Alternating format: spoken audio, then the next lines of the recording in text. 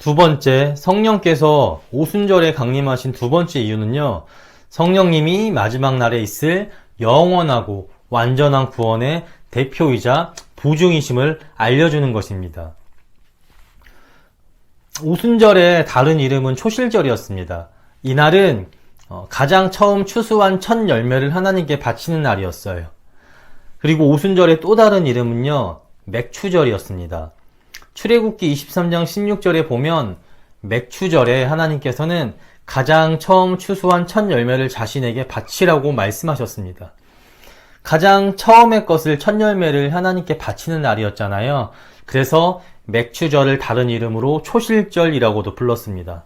그러니 맥추절이요, 오순절도 되는 것입니다. 오순절의 또 다른 이름은요, 칠칠절이었습니다. 구약에서는 첫 열매를 하나님께 바치는 날인 초실절이 두 번 있었어요. 한 번은 보리를 추수하고 난 후에, 그리고 또 한 번은 이 보리 추수가 끝나고 난 7주 후가 되는 시점에 있는 밀을 추수하는 날이었습니다. 7주면 7일이 7번 지난 시점이잖아요. 그러니까 7일을 7번 지난 후에 지켰다고 해서요, 이날을 칠칠절이라고도 불렀습니다. 그리고 이 7주 후 다음날에 지켰다고 해서요, 이날을 오순절이라고도 불렀습니다. 여기서 수는 10을 의미해요. 그러니까 오순이니까 50일 후를 이야기합니다. 이렇게 오순절 날은 하나님께요, 추수한 것의 가장 처음의 것, 첫 열매를 바치는 날이었습니다. 이 첫 열매를 바치는 것에는요, 아주 중요한 의미가 담겨 있습니다. 어떤 의미가 담겨 있었냐면, 가장 처음의 것을 드림으로 나머지 모든 것을 보증하고 대표한다는 의미가 담겨 있었습니다.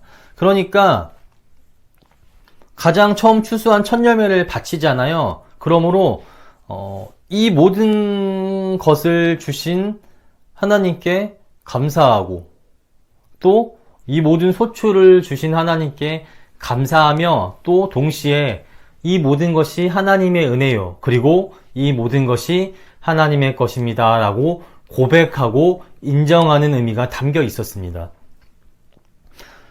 한마디로 쉽게 얘기하면 첫 열매는요, 나머지 모든 것들을 대표하고 보증하는 상징적인 의미를 가지고 있었습니다. 성령님께서 오순절에 강림하신 이유가요, 바로 여기에 있습니다. 성령님은요, 마지막 날에 있을 영원하고 완전한 구원의 첫 열매가 되시기 때문입니다. 로마서 8장 23절에서는 이렇게 이야기합니다.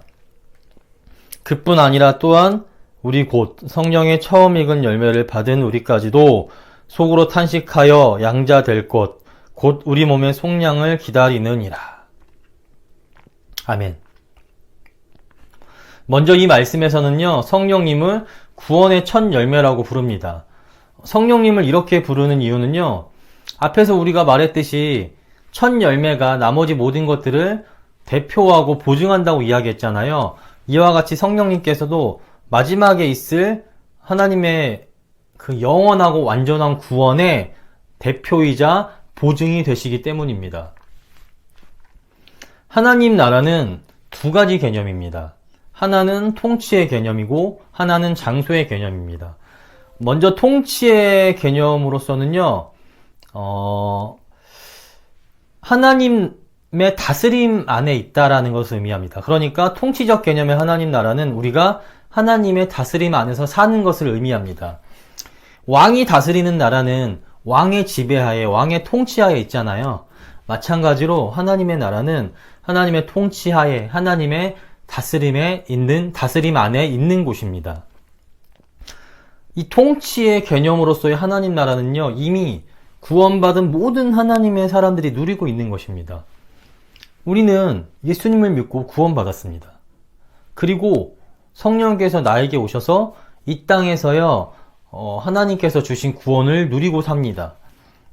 그러므로 내가 아니라, 세상이 아니라 하나님의 뜻 안에서 삽니다. 나의 모든 삶은 하나님 안에 있어요. 이게 이 땅에서 누리는 통치의 개념으로서의 하나님 나라입니다. 죄가 지배하는 이 세상이 아니라 하나님의 다스림을 따름으로 하나님 나라를 살고 있는 것입니다. 찬송가 중에 찬송가 가사 중에 있는 주 예수와 동행하니 그 어디나 하늘나라가 바로 이러한 개념 가운데서 이러한 개념을 바탕으로 해서요 쓰여진 가사입니다. 하나님의 다스림 안에 있으니 하나님 나라를 누린다고 하는 것입니다.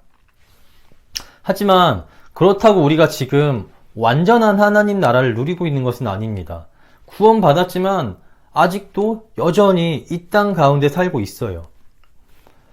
그래서 이 땅에서 통치의 개념으로서 하나님 나라를 누린과 동시에 마지막 날에 있을 장소의 개념으로 올 영원하고 완전한 구원이 있는 하나님 나라인 천국을 기다리며 우리는 삽니다. 앞에서 살펴본 로마서 8장 23절이 말하는 바가 이거예요.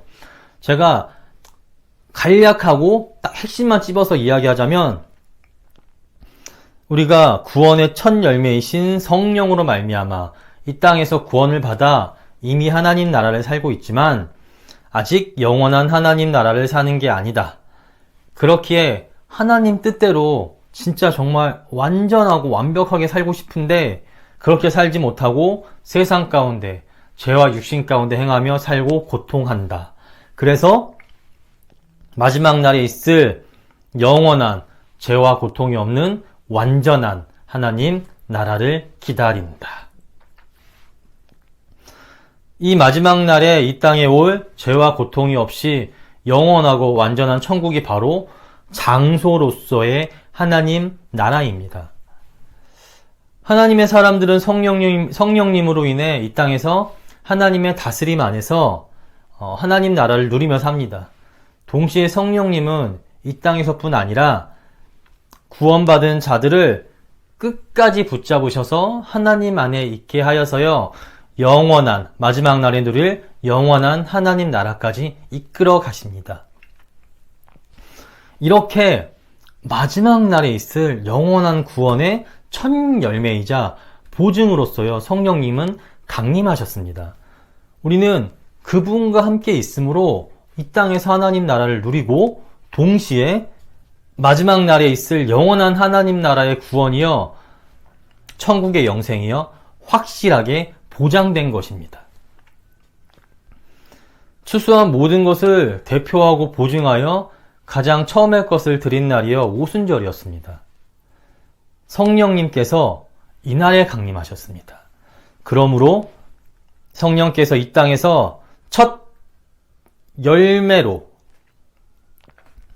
하나님 나라를 누리게 하시고 마지막 날에 있을 하나님 나라인 천국 영생의 보증이 되셨습니다. 정리해 볼게요.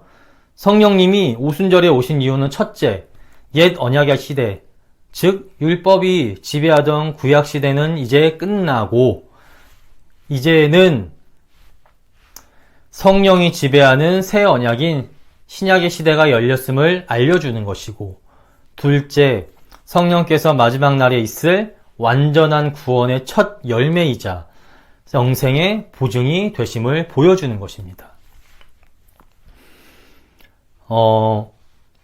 우리는 이제 더 이상 성령이 강림하셨을 때 나타난 현상에요 주목할 필요가 없습니다.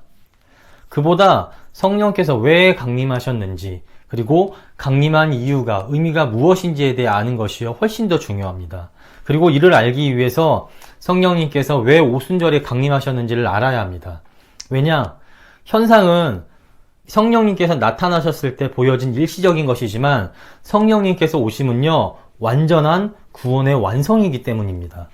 그러므로 성령 강림절을 맞아서 오순절에 성령님께서 강림하신 게 어떤 의미가 있는지 다시 한번 되새겨보고 성령을 보내주셔서 나에게 구원을 주시고 영생으로 끝까지 인도하시는 하나님의 은혜를 다시 한번 깊이 감사하시는 시간 되시기를 바랍니다.